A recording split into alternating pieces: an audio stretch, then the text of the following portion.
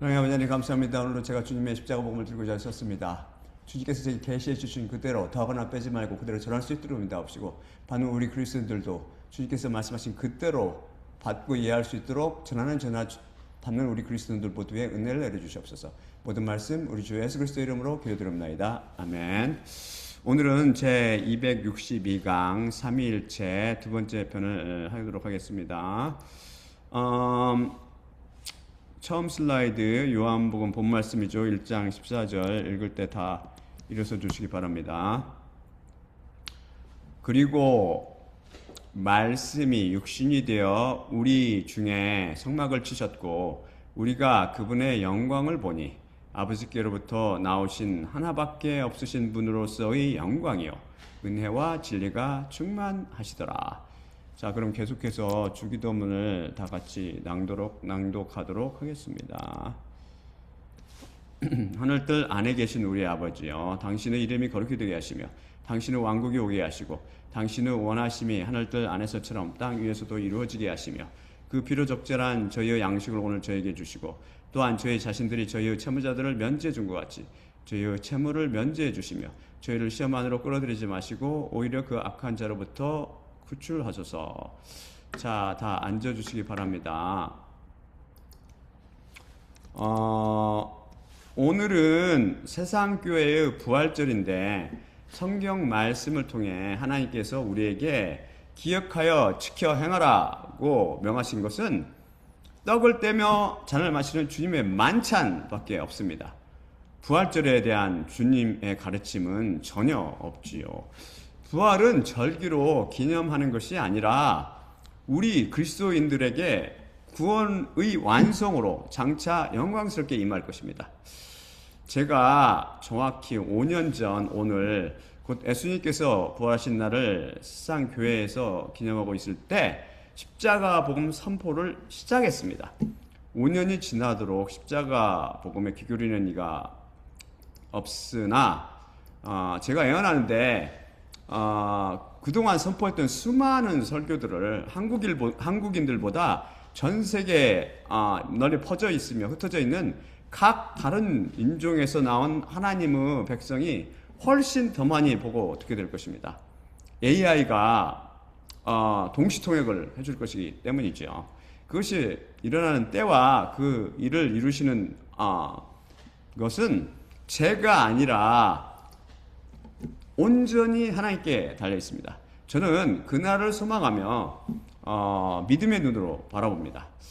우리는 지난 시간 기독교의 삼위일체론에 대해 살펴보며 철학이 빚어낸 삼위일체론은 초월적인 하나님을 잡지 못하기 때문에 엉뚱하게 새 하나님을 만들어내었고 신명기 6장 4절 들으라 이스라엘아 여호와 우리 하나님께서는 한 여호와시니라 라는 말씀에 정면 도전하는 꼴이 되고 말았다고 배웠습니다. 다음 슬라이드 제가 보여드릴게요. 삼위일체 도표죠. 제가 보여드릴게요.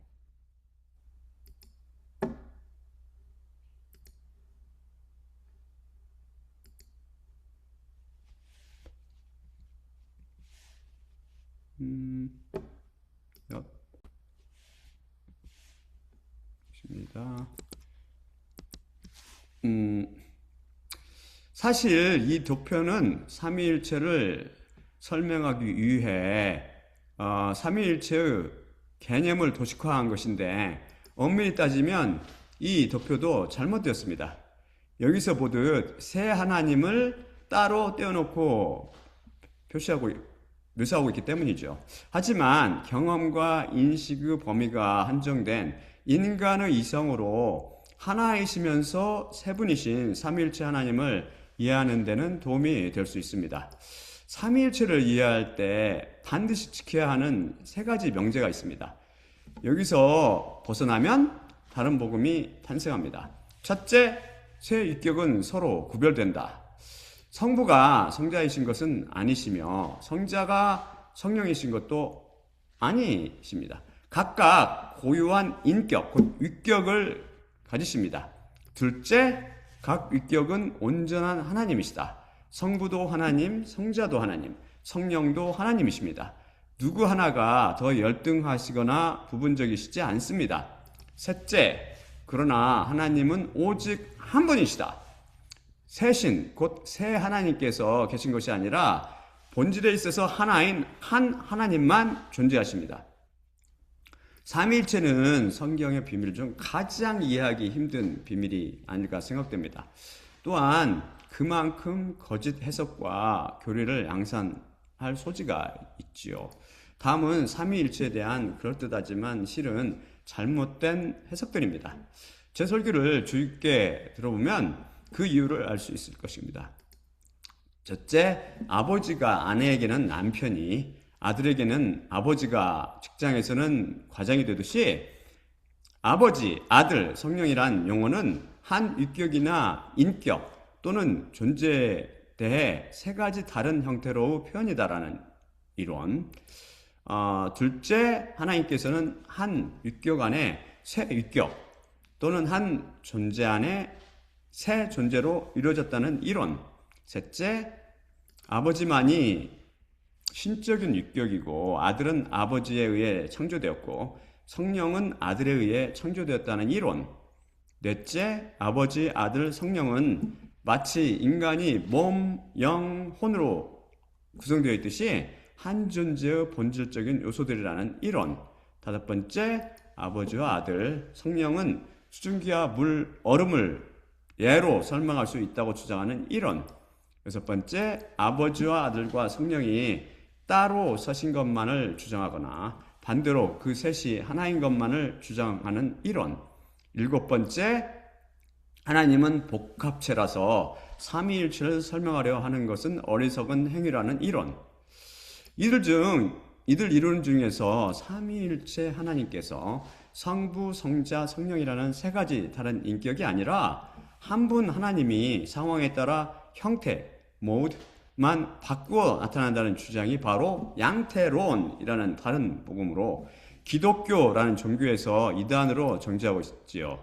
하지만 지난 시간 살펴봤듯이 기독교 삼위일체론도 다른 복음이요 이단 사상입니다. 결론을 말씀드리면 안타깝게도 기독교에서 가르치는 거의 대부분의 삼위일체 이론은 다른 복음입니다. 성경 말씀을 해석하는데 저는 전적으로 오직 말씀으로 이 원칙에 의해 성경 말씀 자체만을 연구합니다. 제가 오직 성경 말씀만을 읽고 이 속에서 해답을 구하기 때문에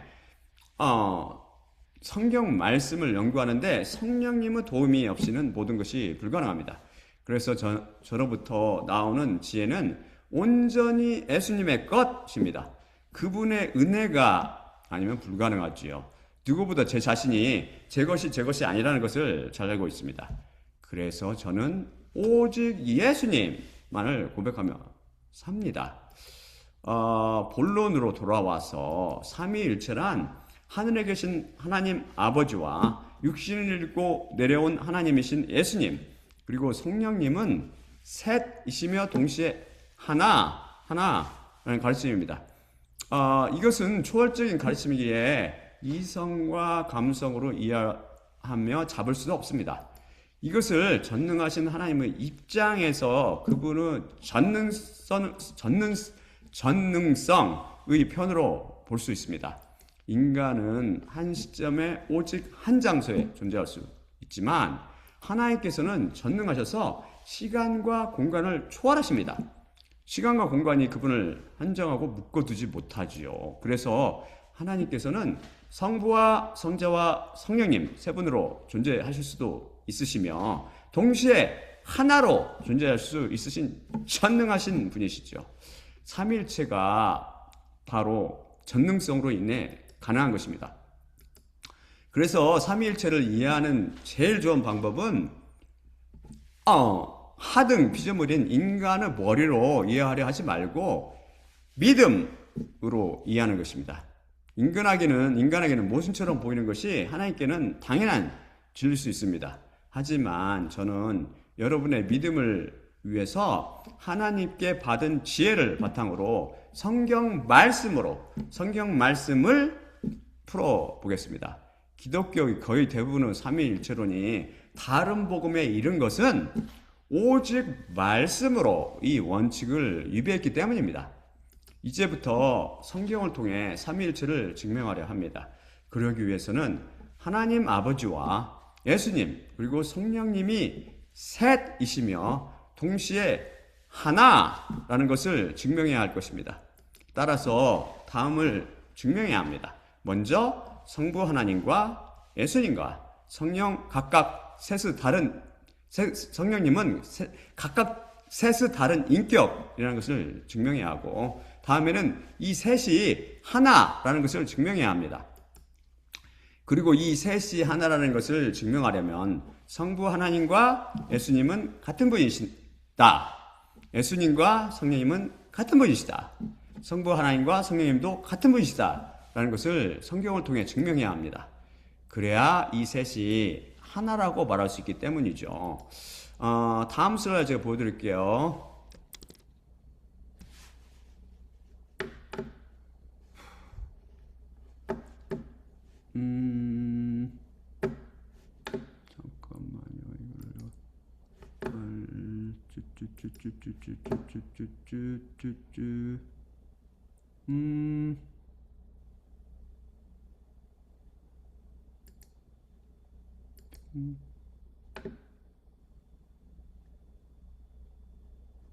Right.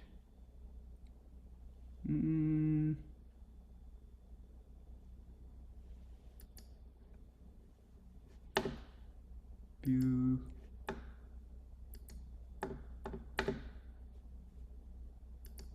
Good.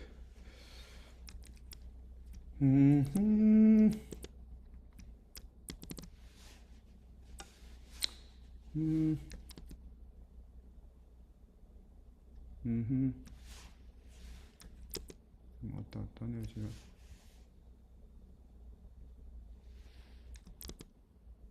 이것이 제대로 된 홀더모 확인할게요, 제가.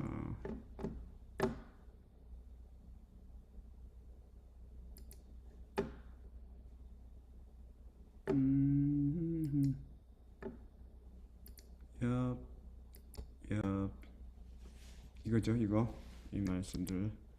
그 일부를 하나님, 우선 먼저 예수님과 하나님께서 별개의 존재인 것처럼 묘사하고 있는 구절들 중 일부를 나열해 보면 다음과 같습니다. 쭉 읽어보세요, 이거. 그 중에 일부예요, 그것도. 그중 대표적인 구절을 하나 보도록 하겠습니다. 마태복음 3장 16에서 17절입니다. 그리고 세례를 받으신 후 그리고 세례를 제가 눈이 좀 나빠서 그리고 세례를 받으신 후 예수님께서 즉시 물로부터 올라가셨는데 그리고 보라 그 하늘들이 갈라졌고 열려졌고 하나님의 영이 비둘기처럼 내려오시고 계셨으며 그분의 위에 오시고 계신 것을 그분께서 보셨는데 그리고 보라 하늘들로부터 밖으로 한 음성이 이르시니 이 자는 사랑하는 나의 아들이며 그를 내가 기뻐하노라.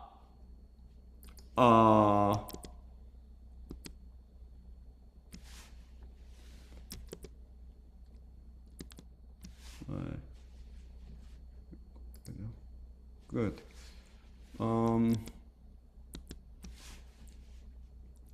예수님의 세례 사건을 증언하는 구절들입니다. 여기에 성삼위일체 하나님께서 독립적인 다른 인격체로 등장하시죠. 그렇죠? 십자가 위에서도 삼위일체 하나님께서 등장하십니다. 겉으로 보기에는 예수님께서 못 박히신 것만 보이나 성부 하나님께서 우리의 죄를 짊어지신 그 아들을 심판하고 계셨고 온 세상이 까맣게 변했죠. 그 다음에 성령님께서 흠없고 점없는 예수님의 제사를 성부 하나님께 바치고 계셨습니다. 히브리서가 증언하죠. 히브리서가. 그리고 다음 성령님께서 예수님이나 하나님과는 별개인 것처럼 묘사하고 있는 구절들 중 일부를 기록하면 다음과 같은데 그 첫째가 방금 살펴본 바로 마태복음 3장 16에서 17절이죠. 제가 다음 슬라이드를 보여드리도록 하죠.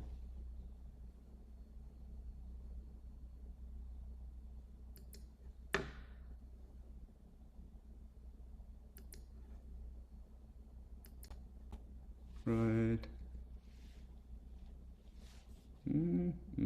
이거죠. 그래서 다른 이걸 한번 찾아서 읽어보세요. 그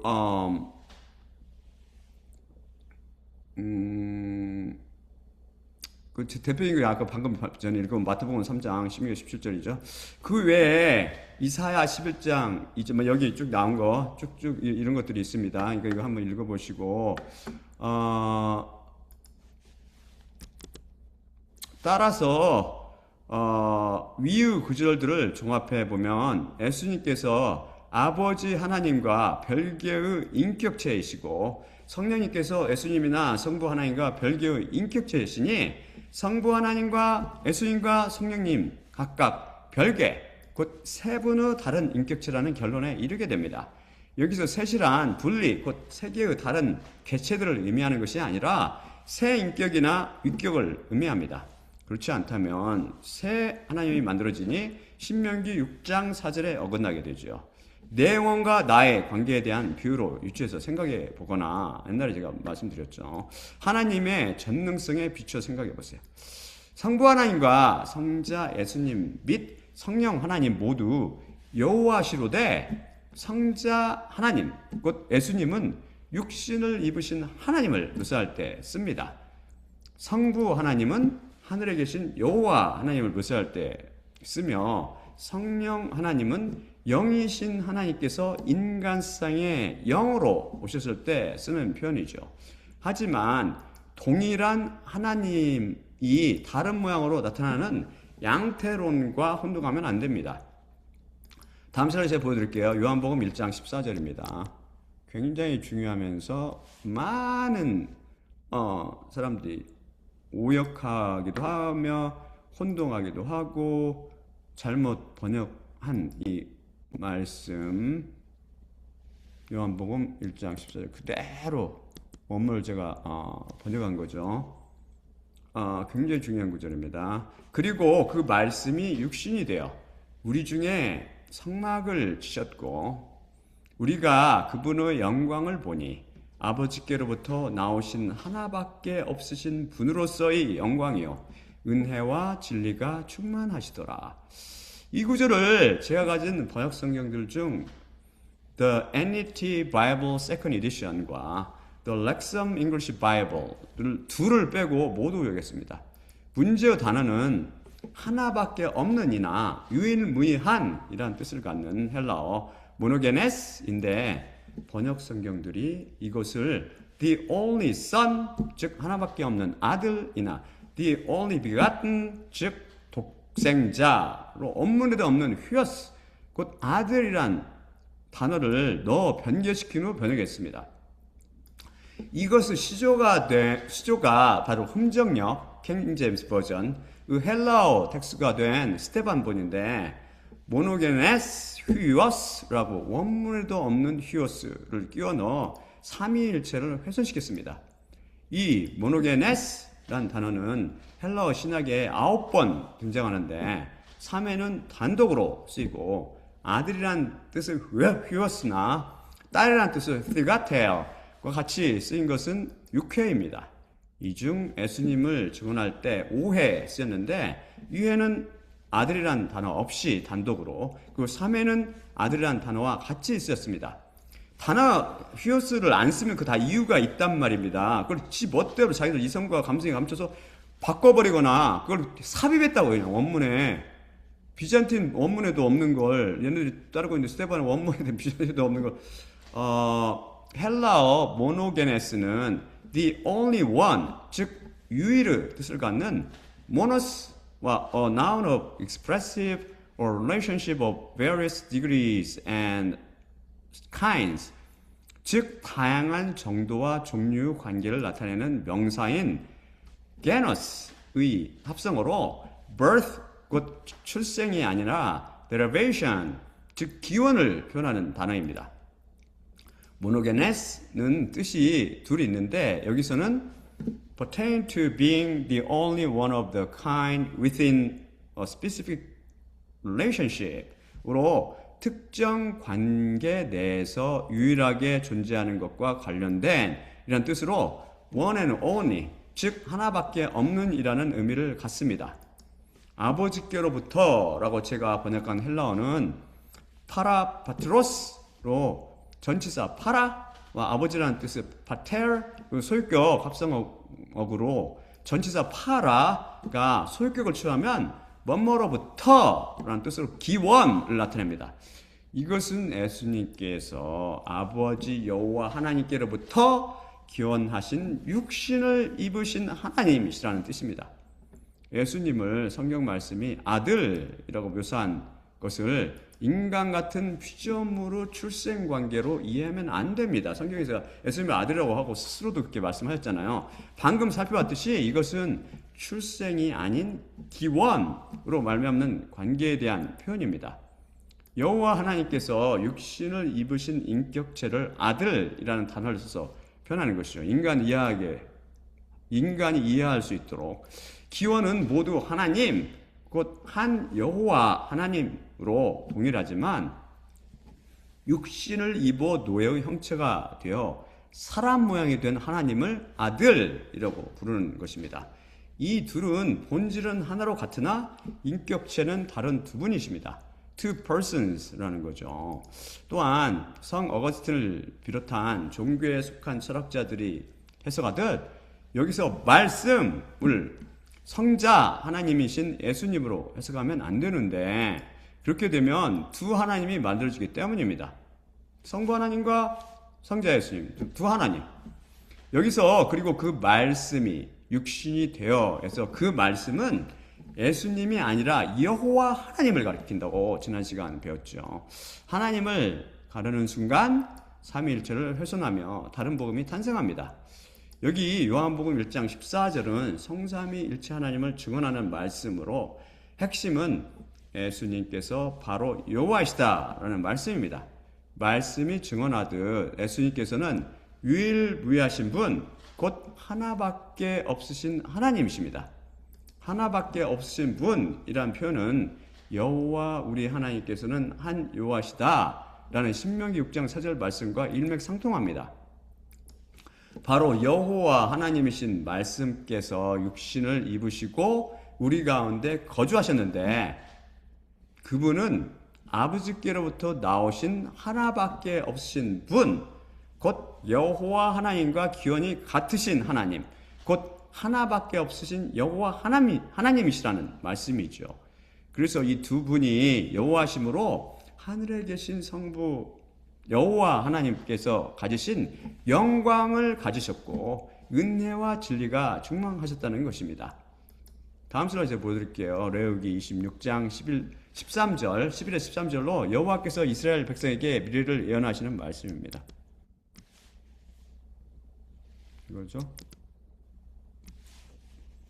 또한 내가 내 성막을 너희 중에 세우고 내 영혼이 너희를 혐오하지 아니하리라. 그래서 나는 너희 중에 다닐 것이며 나는 너희에게 하나님이 되고 너희 자신은 내게 백성이 될 것이라. 나는 너희를 이집트 땅 곧 그들에게 노예로 있던 것으로부터 이끌어냈으며 너희 위에 있던 멍에를 부서뜨리고 너희를 똑바로 걷게 한 너희 하나님 여호와이니라.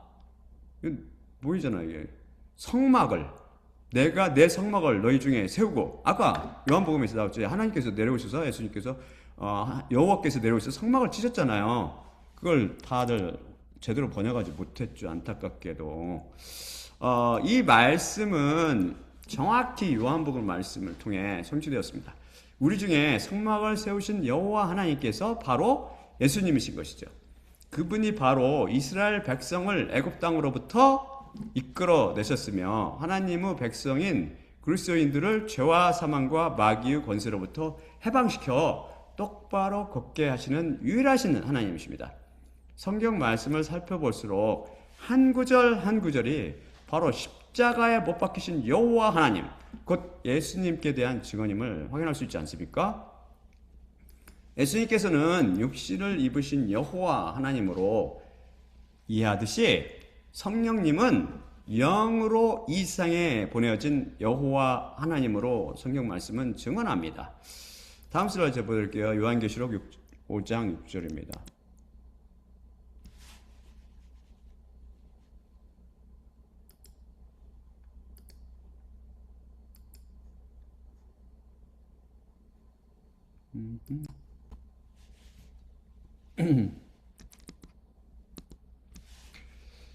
그리고 내가 보좌와 내 생물들 가운데와 장로들 가운데 일곱 뿔들과 일곱 눈들을 가진 한 양이 살육당했던 것처럼 서 있는 것을 보았는데, 일곱 눈들은 온 세상에 보내심을 받은 하나님의 일곱 영들이라. 그렇죠. 여기서 보듯 여호와 하나님이신 그 양께서 여호와 하나님이신 그 영을 갖고 계신 것을 알 수 있습니다. 삼위일체 하나님이시기 때문이죠. 하늘 보좌를 떠나 온 세상에 내려오신 성령님은 성부 하나님이나 예수님과는 다른 인격을 가지신 하나님이십니다. 일곱 영이라고 해서 성령님께서 일곱 분이시라는 의미는 아닙니다. 일곱은 완전을 상징하며 십자가를 상징합니다. 십자가를 통해 이로부터 난 모든 그리스도인들 안에 와 계신 여호와 하나님을 의미합니다. 온 세상을 다 커버하는 영이신 것이죠. 그럼 이번에는 하나님과 예수님 그러잖아요. 그러니까 그 성령님만 봐도 알잖아요. 우리 온 위로부터 난 사람들 속에 계시지만 다르다고 말씀해야 되나? 다르게 우리를 인도하시면 각각 그분 동일하시면서 동시에 각각 다른 인간 모르는 이해가 안 되는 거죠. 그분의 전능성 때문에. 그럼 이번에는 하나님과 예수님 그리고 성령님이 하나라는 성경 구절을 차근차근 살펴볼까요? 그러기 위해 먼저 예수님께서 하나님이시라는 구절들을 살펴봅시다. 삼위일체의 꽃은 예수님께서는 하나님이시다라는 가르침입니다. 전능자시오 창조주신 만군의 여호와께서 인간들을 죄와 마귀와 사망 권세에서 해방시키시려고 직접 하늘 보좌를 버리고 이 땅에 노예의 형체로 내려오셔서 십자가에 못 박혀 돌아가신 것입니다. 저는 십자가를 지신 여호와 하나님을 생각할 때마다 성령님께 감동되어 눈물이 납니다. 다음 슬라이드 보실게요. 예수님께서는 하나님이시다.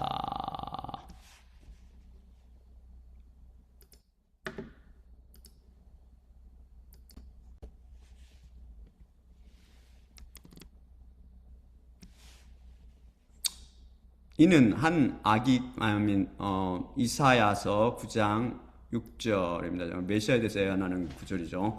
이는 한 아기가 우리에게 낳고 한 아들이 우리에게 주어졌는데 그분의 어깨 위에는 통치권이 있었고 그분은 그분의 이름을 경히 상담가 전능의 하나님 영원하신 아버지 평안의 왕자라 부르셨느니라.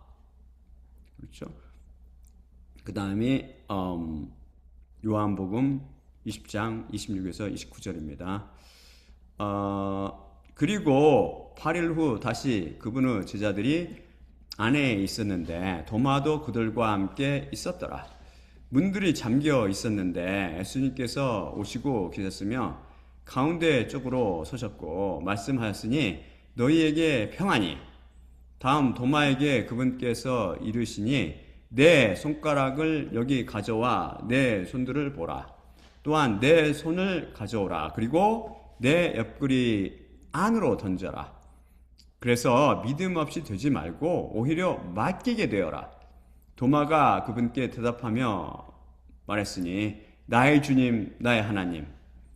예수님께서 그에게 이르시니 나를 내가 보고 있기 때문에 믿고 있느냐? 보지 못했으나 믿는 자들은 복이 있도다. 다음이 로마서 9장 4에서 5절입니다. 그들은 이스라엘 사람들이라 양자됨과 영광과 언약들과 율법을 주신 것과 예배와 약속들이 그들의 것이고 아버지들도 그들의 것이며 육신을 따른 그리스도께서 그들로부터 나오셨으니 모든 것들 위에 계신 세들에 이르도록 찬양받으실 하나님 그 하나님이시라. 아멘. 다음 슬라이드. 예수님께서 하나님이시다라는 또 다른 구절이죠. 요한일서 5장 19에서 20절. 우리는 하나님께로부터 나오며 온 세상은 그 악한 자 안에 자리 잡고 있다는 것을 우리는 알고 있노라. 또한 하나님의 아들께서 오셨으며 우리에게 지능을 주셨으니 그 참되신 분을 우리가 알며 그 참되신 분 안에 그분의 아들 예수 그리스도 안에 그 참되신 분 안에 이게 동격이죠. 그분의 아들 예수 그리스도 이게 같은 그 참되신 분이 바로 그분의 아들 예수 그리스도라는 뜻입니다. 그리스도 안에 이 원문이 이렇게 되어 있기 때문에 안에 우리가 있게 하려 하심을 우리가 알고 있노라. 이분께서는 참되신 하나님이시며 영생이시라. 여기서 이분은 예수 그리스도를 의미하죠. 헬라어 원문을 보면 더 분명합니다. 그 다음에 요한계시록 1장 7에서 8절입니다. 보라, 그분께서 구름들과 함께 오시노라. 또한 모든 눈이 그분을 볼 것이며 누구든지 그분을 찌른 자들과 땅의 모든 족속들이 자신의 가슴을 치리로다. 그러하리라. 아멘. 나 자신이 알파요 오메가노라. 주 하나님께서 이르신다. 항상 있는 자요, 전에 있었던 자요, 장차 올 자요, 전능자로다. 그리고 다음이 요한계시록 21장 6에서 7절입니다. 그리고 나에게 그분께서 말씀하였으니 그것이 되어졌도다. 나 자신이 알파요 오메가이며 시작이고 마지막이라. 내 자신이 목마른 자에게 생명수 샘으로부터 선물로 주리라. 이기는 자는 이것을 상속받으며 그에게 내가 하나님이 될 것이고 그 자신이 나에게 아들이 되리라. 명확하지요?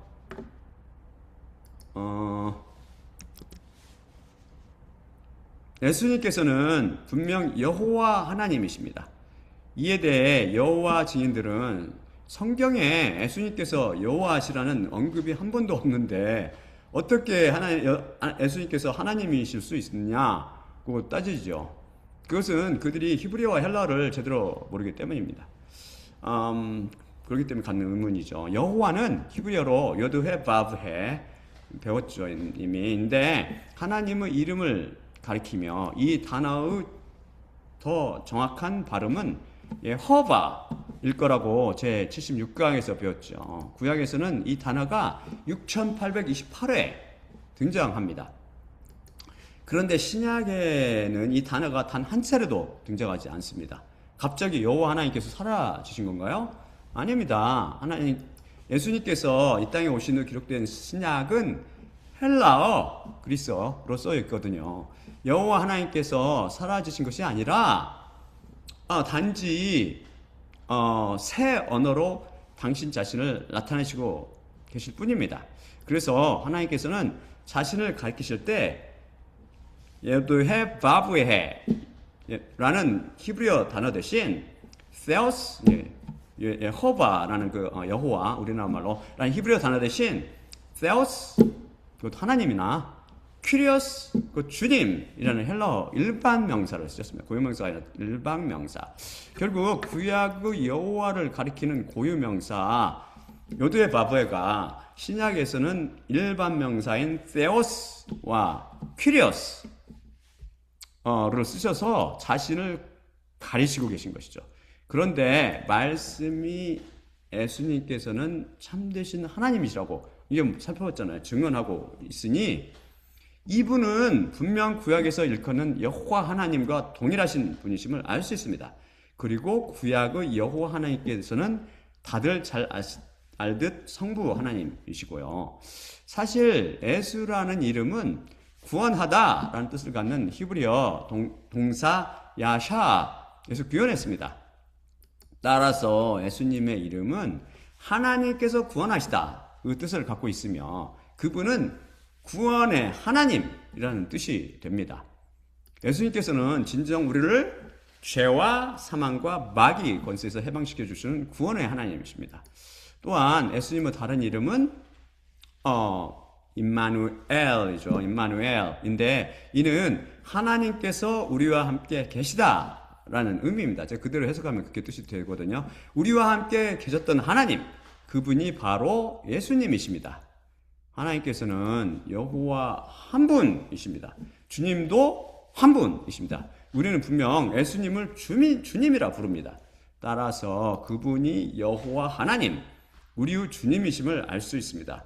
따라서 구약에서 하나님이라는 이름은 예호바, 요드의 바브에 곧 예호바이나 신약에서 그분의 이름은 예수스이며 히브리어로 예슈아, 한글로는 예수로 발음되지요. 다음 예수님께서는 주님이시다라는 슬라이드 제가 보여드릴게요.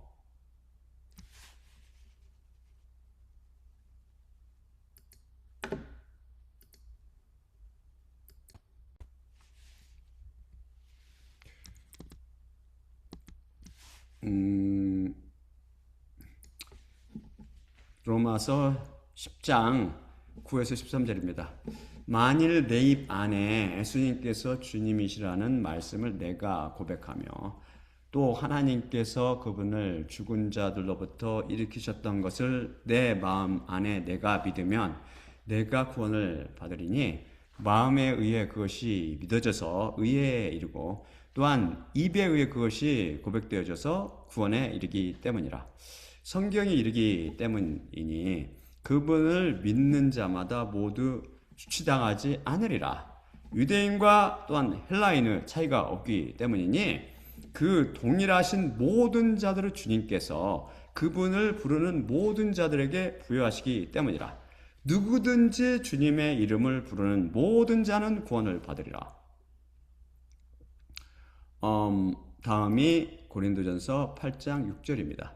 오히려 우리에게 한 하나님이 계시니 아버지신데 모든 것들이 그분으로부터 말미암으며 우리는 그분께로 돌아가고 한 주님이 계시니 예수 그리스도신데 모든 것들이 그분을 통하며 또한 우리도 그분을 통하느니라. 다음이 에베소서 4장 5에서 6절입니다. 한 주님, 한 믿음, 한 세례, 한 하나님, 그리고 모든 것들의 아버지, 그분께서는 모든 것들 위에, 모든 것들을 통해, 그리고 모든 것들 안에 계시니라.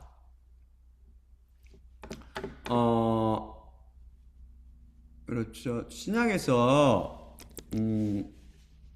주라는 단어로 퀴리오스, 주나 주님을 쓰는데 718회 등장합니다. 그런데 이것은 거의 다 하나님과 예수님께만 한정하여 쓰며 때로 주인의 뜻을 가질 때는 하나님이나 예수님을 비유하고 있는 경우가 대부분입니다. 예수님 비유에 자주 나오잖아요.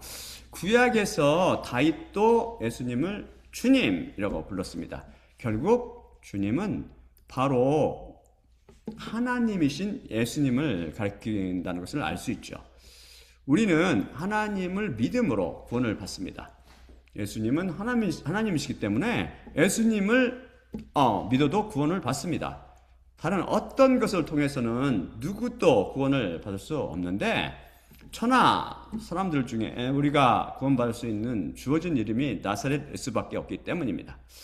구약에서는 여호와라는 이름을 부르고 믿음으로 구원을 받습니다.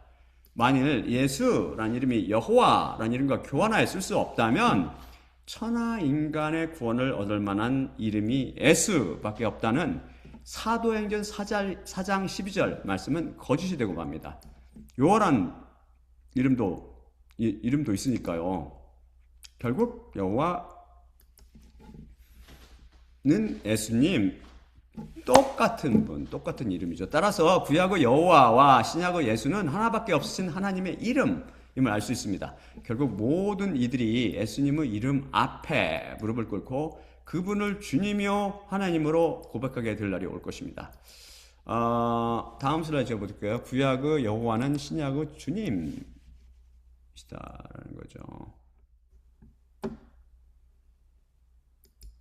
예, 보면 모든 게 명확한데 왜 그렇게 수많은 이단들이 발생했는지 눈뜬 사람은 이해가 안 가죠. 눈이 감긴 사람들은 그게 이해가 가겠지만 저는 이해가 안 가요. 참 안타까운 거죠. 작년 포도주 다들 취해가지고 시편 118편 26절입니다. 여호와 이름 안에 오시는 분께서 찬양 받으시리라. 여호와의 집으로부터 너희를 우리가 축복했느니라. 다음이 마가복음 11장 5에서 10절입니다. 그러나 그들에게 예수님께서 말씀하셨던 대로 말했더니 그들이 하는 대로 내버려뒀더라.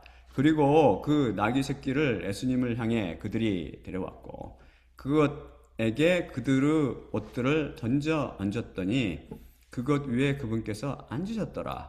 그리고 많은 자들이 그들의 옷들을 길 안으로 펼쳤으며 또 다른 자들은 들들로부터 자른 잎가지들을 펼쳤더라. 그리고 앞서 인도하는 자들과 뒤따르는 자들이 외치고 있었으니 호산나 찬양 받으시리로다. 주님의 이름 안에서 오시는 분이시여 찬양 받으시리이다. 오고 있는 우리의 아버지 다윗의 왕국이여 가장 높은 곳들 안에서 호산나. 이 같은 걸 이렇게 신약에서 이제 히브리어를 헬라로 번역해서 지금 신약에서 증언하고 있죠. 근데 시편 118편 26절을 공동 번역 성경을 빼고 모든 한글 성경들이 오해했습니다. 히브리어 바루흐 곧 헬라어 율로게토스인데 이 두 단어에 해당하는 이 단어는 하나님께 대해 쓰느냐 이미 배웠어요. 과거에 하나님께 대해 쓰느냐 인간에 대해 쓰느냐에 따라 그 뜻이 달라집니다. 인간에게 쓰면 복을 받은 이라는 뜻이 되지만 하나님께 대해서 쓰면 찬양 받으실 이라는 뜻이 됩니다. 한글 성경들이 이 단어를 인간에게 쓰듯 복받은으로 오역했죠. 큰 오역입니다. 낮은 자가 높은 자를 축복하는 꼴이 되고 말았으니까요. 그게 히브리서에 나오잖아요. 그거는 그럴 수 없다고. 그런데 이 시편 말씀은 예수님께서 오심으로 정확히 성취되었습니다. 여호와 하나님 자신이 아니면 감히 누가 여호와의 이름으로 이 땅에 올 수 있습니까? 바로 예수님께서 여호와의 이름으로 오시는 하나님이신 것이죠. 이제 우리는 장차 예수님께서 여호와의 이름으로 곧 아버지의 영광으로 다시 오실 것을 보게 될 것입니다. 성경 말씀은 분명 주 하나님 한 분만 경배하라고 명령합니다.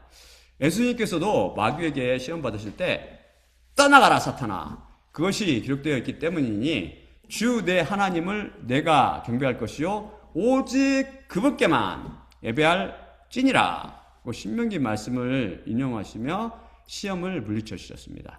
분명 하나님 한 분만 영원히 경배 받으실 대상이십니다.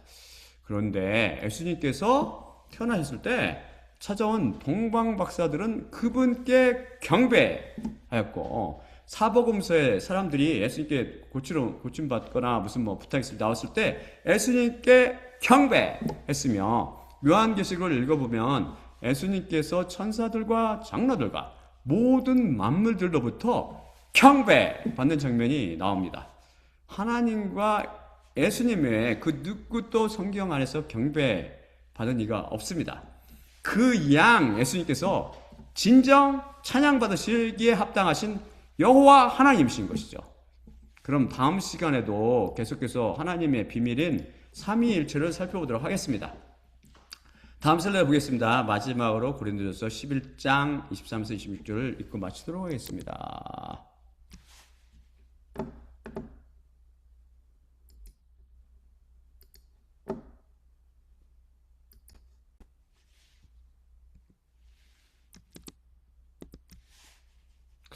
내 자신이 확실히 주님께로부터 받았고 그것을 또한 너희에게 내가 넘겨주었으니 주 예수님께서 넘겨주시던 밤에 떡을 취하셨고 감사드리신 후 쪼개셨으며 말씀하셨을 때 이것은 너희를 위한 내 몸이니 나를 기억하기 위해 이것을 너희는 행하라. 마찬가지로 또한 저녁 만찬을 잡수신 후 잔을 취하셨고 이르시되 이 잔은 내 피 안에 있는 새 언약이니 너희가 마실 때마다 나를 기억하기 위해 이것을 너희는 행하라. 확실히 이 떡을 너희가 먹을 때마다 또한 그 잔을 너희가 마실 때마다 주님의 죽으심을 그분께서 오실 때까지 너희가 선포하느니라. 예수님의 몸과 피로 상징되는 떡을 떼며 잔을 마실 때마다 십자가를 통해 우리에게 삼위일체 하나님을 증언하고 계시는 예수님만 바라봅시다.